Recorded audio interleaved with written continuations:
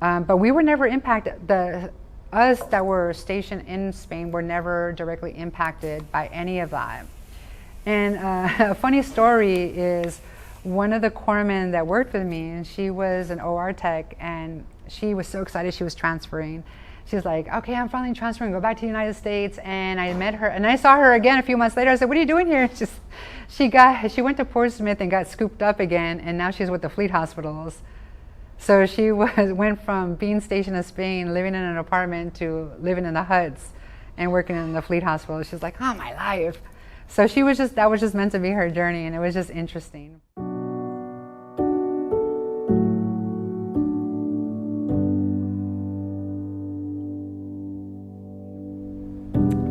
So that went on for a little while, and it was, like I said, it was an awesome experience. Invaluable to say the least. But I wish I had better stories to say, you know, I was a part of this and that, but I just wasn't in the cards for me. So after Spain, I went to PMT School, which is a C school. So PMT School is preventive medicine technician. And what the preventive medicine technician does is basically the equivalent of the health department, but it's for the military, for the Navy. So what we did is like water tests. So when you're with the Marines, you want to make sure that they build latrines the right distance away from a galley, and you have, you know, you're treating for ticks and bugs and things like that. Water safety, food safety. So we did a lot of food inspections on facilities, health and comfort. It's a broad umbrella, so many things, even STDs, we dealt with that too. So Marines tend to call us pecker checkers because, you know, we have to check, we can examine different areas. I never had to. That's usually for the IDCs and the medical, but I digress. So I did that. I went to school for that, and San Diego. So I was back in San Diego. So I went to school for that in San Diego. My son went to Jacksonville with his dad while I was in school, and school's about 6 months. And when I graduated, I actually was trying to go to another ship because this has been a theme from my Navy career. I had tried to go to another ship. I was desperate to go to a ship that I was even willing to accept orders to the Kitty Hawk. And the nickname for the Kitty Hawk is the Shi Kitty because it's less than ideal. It's so old at the time.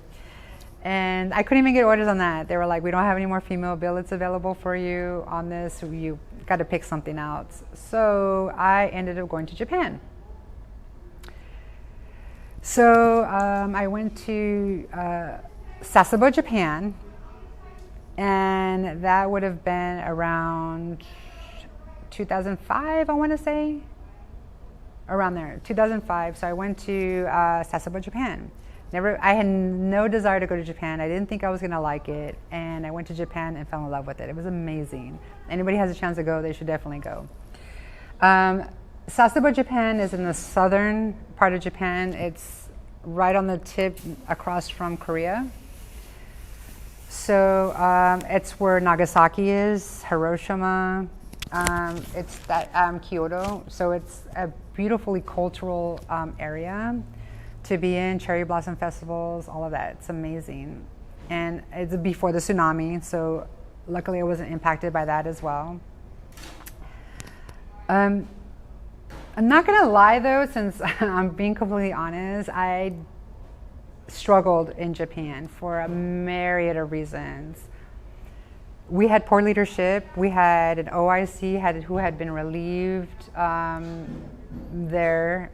I think there was one that got relieved prior to that. They just really struggled. It was what you call a training. It was a clinic, so we weren't a hospital. The hospital was in Yokosuka, but this was a clinic.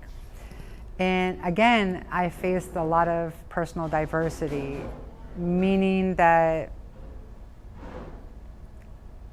I did face some sexual harassment. That wouldn't have been the first time, but that one affected me in a different kind of way.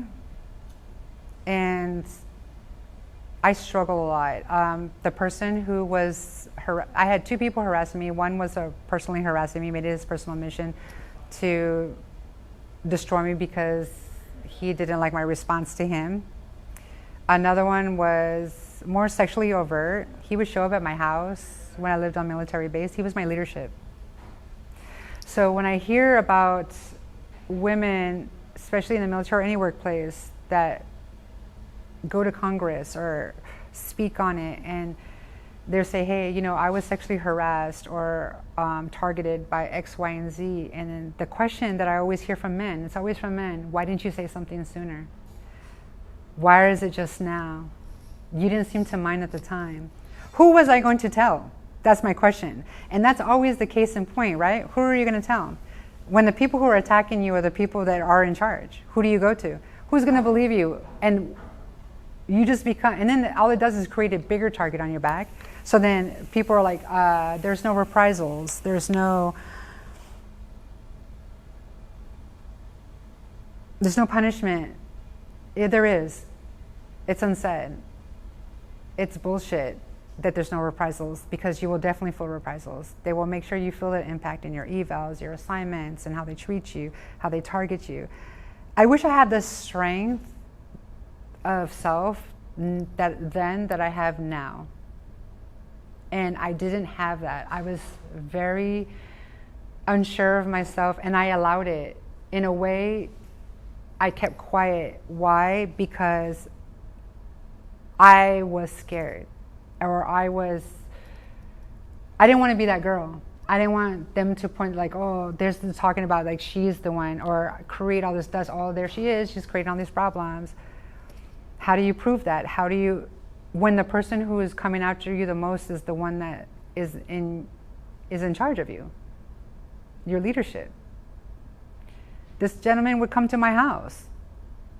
Like, I lived in military housing. He would come to my house unsolicited, hang out on my door, wanted to talk to me. I never let him in my house. Was very inappropriate.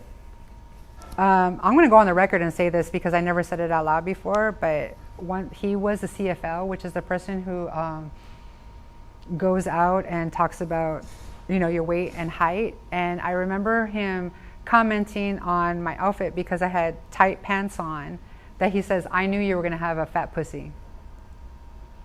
And this is somebody that I was floored. I didn't know what to fucking say. What do you say to that? Like, I felt like it's just me and this person in this room. And I never told anybody that. And this is the same person who made my life such a living hell, him and his sidekick, that I ended up going to open Mast. A lot of people don't know that. Nobody, actually only a handful of people know that, but I don't mind going on the record to say this because it's public information. Somebody can get it somewhere. I did. I went to open Mast. I had to go to Yokosuka because I was considered a problem, because the charges were like, I think it was like dereliction of duty, or like UA, I think is what it was, because I used to live next door to the clinic where I was on duty. Like, we're talking like maybe 30 feet from my back door to the clinic. 50 feet maybe. I don't know. So it wasn't far.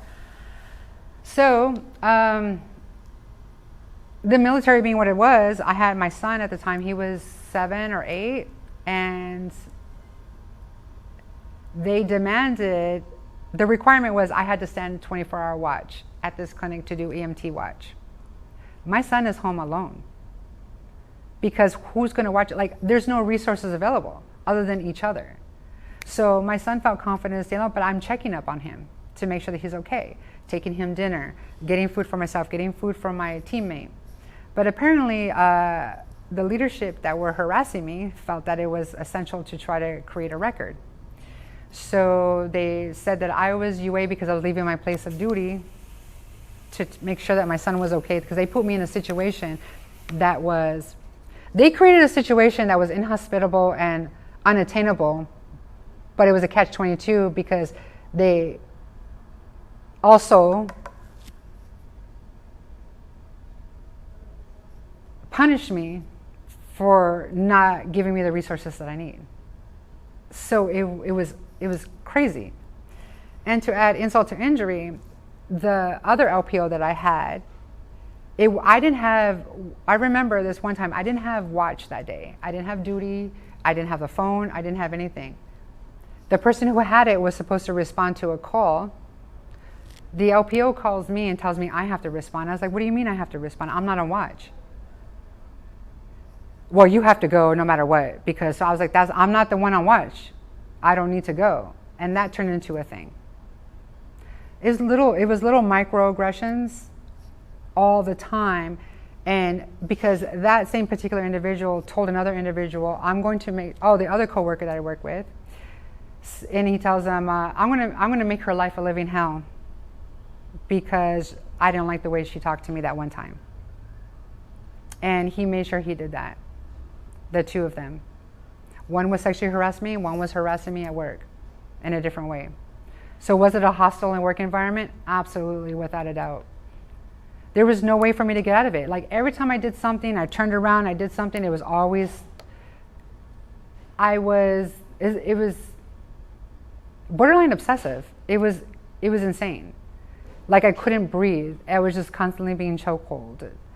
I wasn't a bad sailor. My evaluations can prove that. I have proof that I was not a bad sailor. But all it took was these two individuals to take the path they wanted. It's people like that that make it hard for women like me. And I know I'm not singular. I know I'm not special. I know I'm not. But I also know that I'm not awful either. I know that I was a good sailor. I know I do good work. I know the product that I produce.